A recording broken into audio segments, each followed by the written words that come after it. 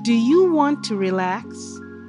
Are you having trouble sleeping or focusing? CBD reduces anxiety, chronic pain, seizures, PTSD, depression. Try our CBD gummies or chocolates. You will be very satisfied. Visit cbdcollections.net. cbdcollections.net. cbdcollections.net.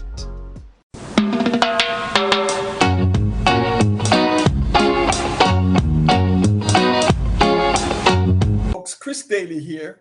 It's good to be with you in another Jamaican chat occasion. And we have a sparkling conversation that we're going to be entering with Dr. Eleanor Wint. She's a retired professor who specializes in social work and social activism, but she's also a tremendous author, has authored many books that you'll see.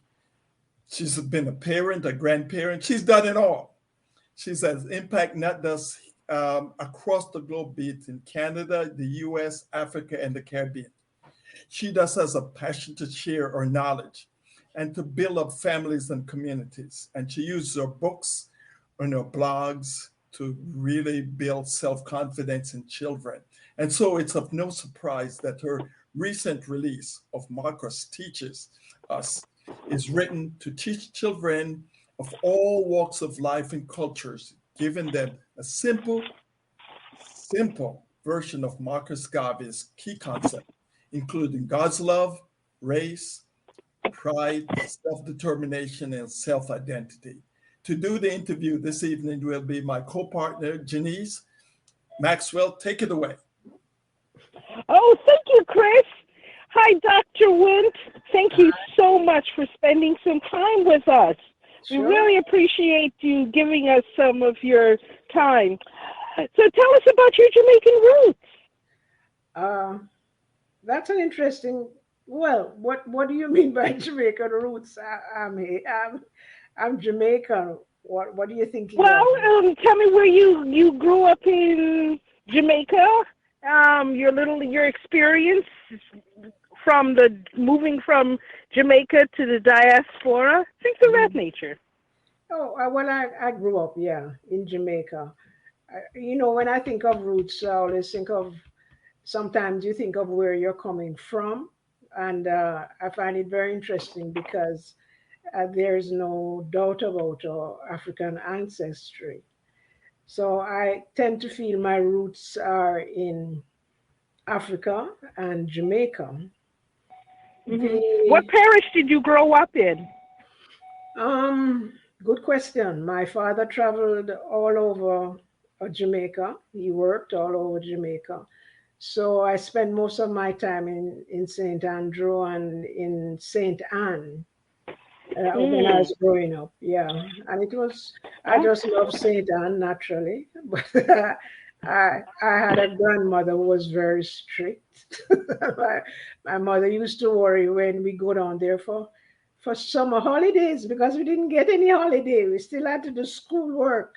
So, but yeah. Well, it's good. I mean, we don't see it as well as children. We see that as work, but they just wanted to ensure that you didn't forget what you Yeah. learned. Because that's what I hear, that when you go to on summer vacation, you lose like 10, 15% of what you learned during the That's what they year. Have you say. ever heard that? That's what they say. But I wasn't losing anything.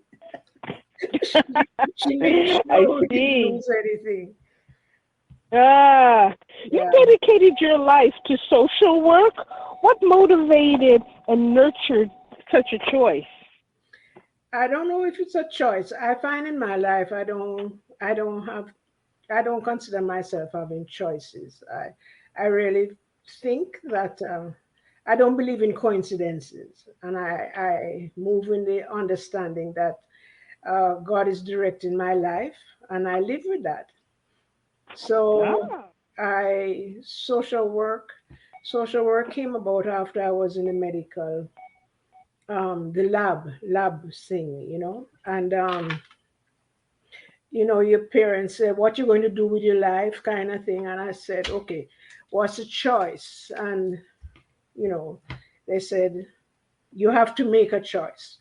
So I said, all right, I will do medicine, because I was in the medical field. And I applied Mhm. way over in Scotland, University of Aberdeen, got into the medical program.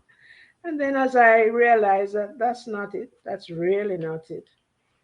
So I went into social work, because I was looking around me and seeing people like Sybil Francis. I don't know if you remember her, Sybil Francis, a fantastic woman. And John Maxwell, the first John Maxwell, because there are He two. was a journalist, right? Yes, and they did Yeah, something. I remember. I remember him because Yes, I do the journalist thing. So, some yeah, of my role models, Jamaican wise, yes, John Maxwell, John Rostrom. He was the first. He created Freedom's Journal in the 1800s, and that was the first oriented newspaper in the U.S. okay. And he was a Jamaican. Yeah, so I love journalism. You know, but Yeah. you, But I'm but I'm your not work has. journalism. I'm not journalism at all. What I was looking at with those people was the community, the fact that they dedicated their lives to trying to make the surroundings and the environment better. In other words, trying to Uh, make people's life better. And I, I said to myself, that's where I'm going, social work. So I just switched and went to the University of the West Indies. And while I was there, I found to my horror that most of the texts were from England and the United States. And mhm. so I became a little bit of a troublemaker, and started my life as activist, not only on in physical sense, but trying to change the curriculum, trying to make changes in the program and where we're getting our knowledge from. Because there's a lot of knowledge. There's a lot of knowledge in the Caribbean, and people go on as if we haven't written, But we're because we're under the colonial system. Yeah, and that's why it's so important to have a leader like Marcus Garvey. And you created two wonderful books about that, Yeah, about Marcus Garvey, and we're yes, really yes. impressed with that. I was able to give my cousin and my neighbor um, your book. So that was just very appreciative, considering the environment they live in, and that was um, that's commendable of you. Your work has given you an international footprint. What are the three takeaways still stirs your heart and calls the folks to continue to invest to make a difference? To make a difference in other people's lives. Yes. Can, I'm not sure I'm getting the question clearly.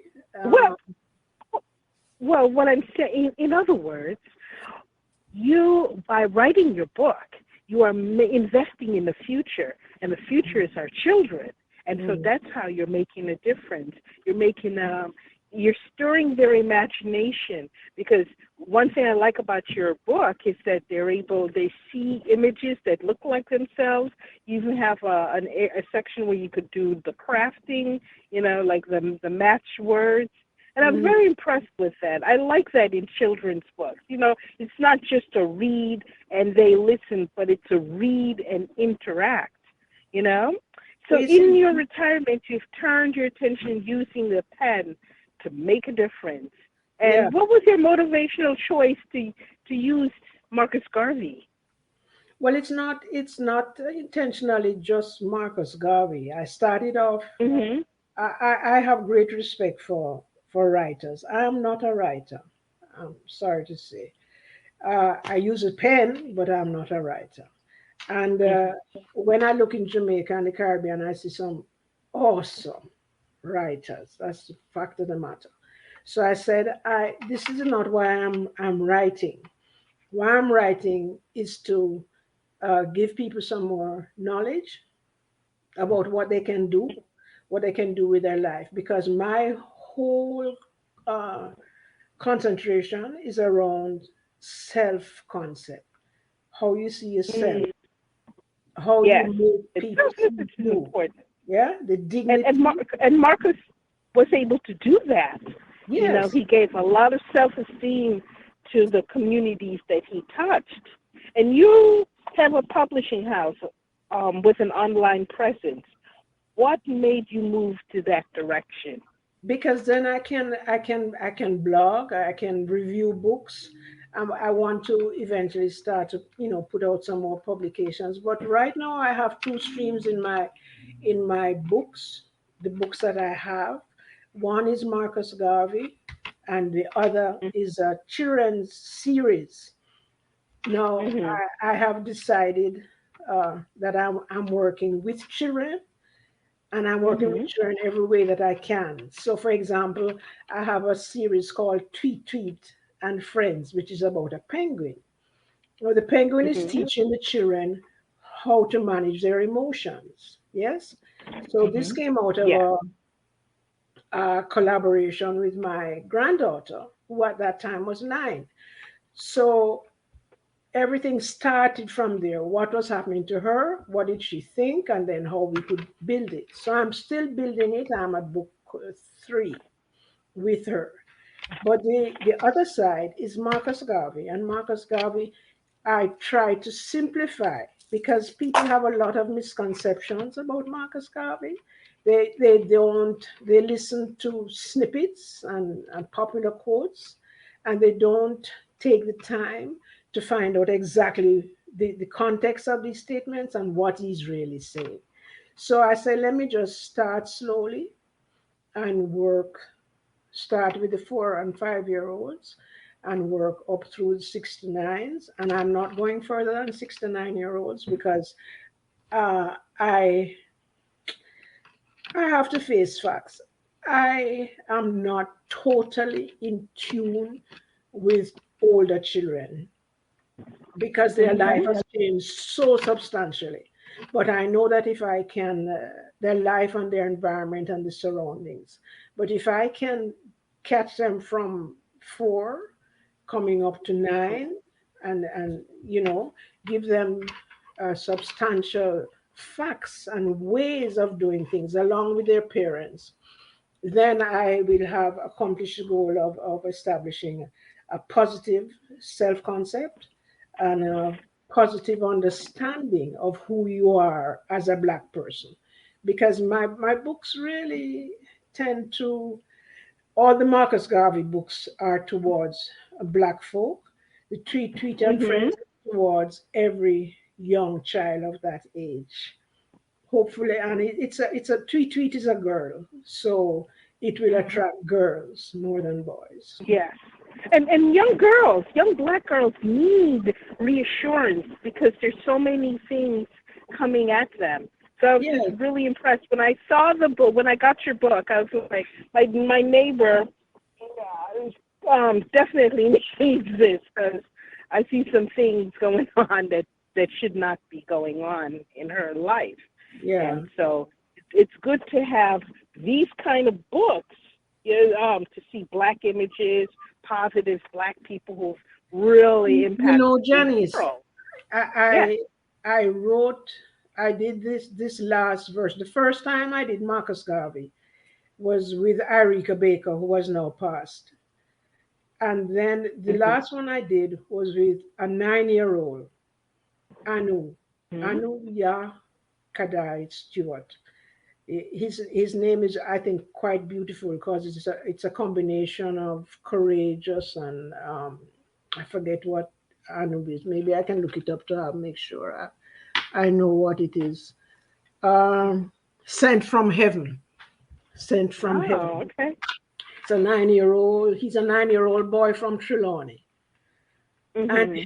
his parents are very creative, and he's homeschooled, and he has this interest in Marcus Garvey. He has his own YouTube channel, and speak. Really? Yes, Hey. and he talks about Marcus Garvey, and he talks about Mm. making Marcus Garvey real and live. and adapting Marcus Garvey's principles in your life. So I have established two wonderful contacts. One is my granddaughter and one is Anu.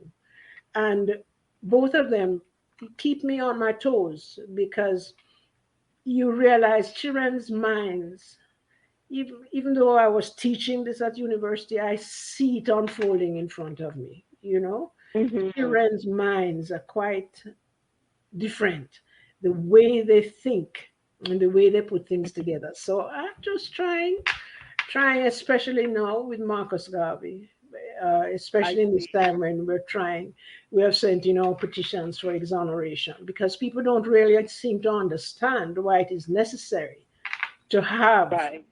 Have. this request for exoneration. So, what unique perspective does your work deliver?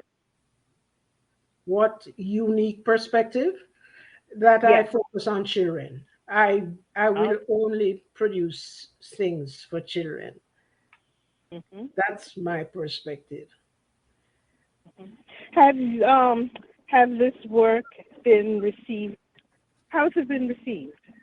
Oh, I think very Sure. positively. There's quite a I have some continuing work coming up this year and next Mm-hmm. year around, and also I'm making contacts with Black writers, and I'm here in Canada.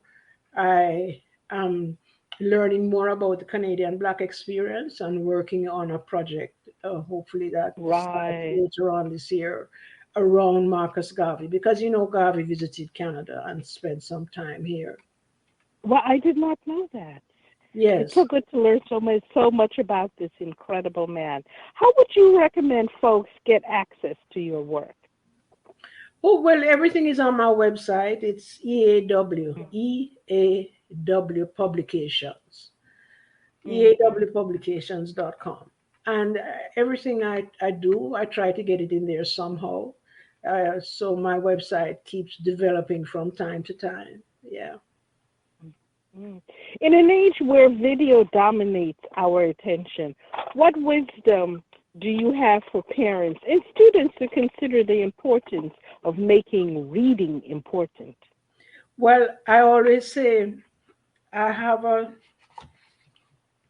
Marcus Garvey has his philosophy, uh, a course on African philosophy, and he speaks about intelligence. And in intelligence, he says, you must never stop learning, one must never stop reading. To Mm, be able to read intelligently, you must first be able to master the language of your country. Never exactly. write or speak on a subject you know nothing about. Never go No. down in intelligence to those who are below you, but if possible, help to lift them up to you. So the question you were saying about reading, because if you, as he says, if you don't read, you don't get a full grasp of the subject. It's one thing to watch a video and get some takeaways. That's very important. That's critical. But I think we cannot emphasize enough the power of reading because it opens up all sorts of capacity in a person's mind, and children learn how to speak as well as to find they become interested in a subject, so they will learn more about it, and things like they will delve into a subject, a topic much more if the book is interesting. So reading opens up so many possibilities, and it affects your speech. You know, if you have It sources that you enriches your can rely. vocabulary. Yes, Yes, yes, it yes. does. It Basically, absolutely and the does. point that he makes about reading in your own language is so critical because Mm-hmm. Jamaica is seems to be conflicted. I do not know why, but we have Miss Lou telling us about our own language and being proud of ourselves with our own language, and everything Mm-hmm. that's out there in the media is in our own language. We have a mix. We have some sort of halfway patois and full patois and country patois and whatnot. And I know there's dictionaries and all that kind of thing. But if you meet Jamaicans, we have our own language. And we need, Yes. and we have so many books that are written in our own language. So children Mhm. need to understand our own language and read. Yes. Yes. You've let go of quite a few gems. So as we close, do you have any parting words for our audience? Uh, no, not really. I just uh, look within yourself. Look within yourself. Make sure that you are not. What can I say? I try. I really believe that we can't be judgmental of one another.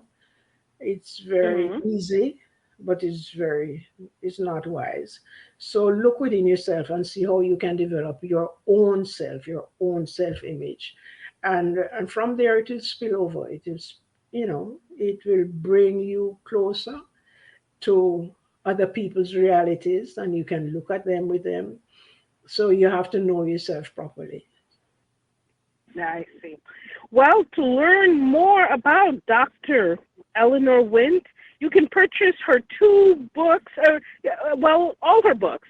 But I really encourage everyone to get those two Marcus Garvey books, and you can get them at eawpublications.com. To learn more about Jamaican Diaspora, visit jamaicandiaspora.com. To learn more about Chris Daley, visit chrisdaly360.com. Dr. Wint, we really enjoyed spending some time with you. Bye now. Thank you so much, Janice. It was a pleasure and a privilege being here. Thank you so much.